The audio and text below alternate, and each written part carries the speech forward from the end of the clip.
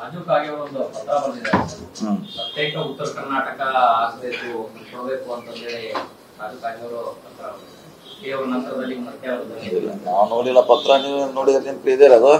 ಏನ್ ನೋಡ್ಬೇಕು, ಏನ್ ಸ್ಪೆಸಿಫಿಕ್ ಆಗಿ ಬರ್ತಾರ ಹತ್ರ ಹಂಗೆ ಉಲ್ಲೇಖ ಮಾಡಿದಾರೆ. ಆಗ್ಲೇಬೇಕಂದ್ರೆ ಹಂಗೇನ್ ಬರ್ಲಿಕ್ಕಿಲ್ಲ. ಬೇರೆ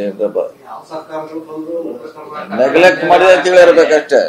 ನೆಗ್ಲೆಕ್ಟ್ ಮಾಡಿದೆ ಪ್ರತ್ಯೇಕ ಮಾಡಂತ ಇಲ್ಲಿ ಬಹುಶಃ ಹೇಳಿಲ್ಲ. ಆದ್ರೆ ನಮಗೂ ಸಿಗಬೇಕಾದ ಸವಲತ್ತು ಸಿಕ್ಕಿಲ್ಲ ಅಂತ ಹೇಳಿರ್ಬೋದು ಅಷ್ಟೇ.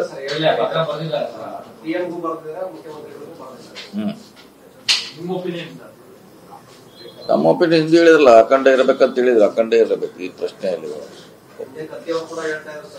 ಅವಾಗ ಕತ್ತೆಗಳಾಗ ಹೇಳಿದ್ವಿ ನಾವು ಅಖಂಡ ಇರ್ಬೇಕಂತ ಹೇಳಿದ್ವಿ. ಕತ್ತಿಯವ್ರು ಹೇಳಿದಾಗೆ ಸುಮಾರು 5-6 ವರ್ಷದಿಂದನೇ ಹೇಳ್ತಾ ಇದ್ರು ಅವರು. ಅವಾಗ ಕೂಡ ನಾವು ಅಖಂಡ ಇರ್ಬೇಕಂತ ಹೇಳಿದೀವಿ. ಅಖಂಡ ಕರ್ನಾಟಕ ಇರಬೇಕು. ಹೇಳ್ಬಾರ್ದಲ್ಲ, ಹೇಳಿದ್ರೆ ಅದಕ್ಕೆ ಹೇಳಲಿಕ್ಕೆ ಹೇಳಿದಲ್ಲ. ಎಲ್ಲರಿಗೂ ಮುಕ್ತವಾದ ಅವಕಾಶ ಇದೆ, ಸ್ವತಂತ್ರ ಇದ್ದಾರೆ ಹೇಳ್ಬೋದು ತಮ್ಮ ಅಭಿಪ್ರಾಯ. ಆದರೆ ಕರ್ನಾಟಕ ಅಖಂಡ ಇರೋದೇನೆ ಉತ್ತಮ.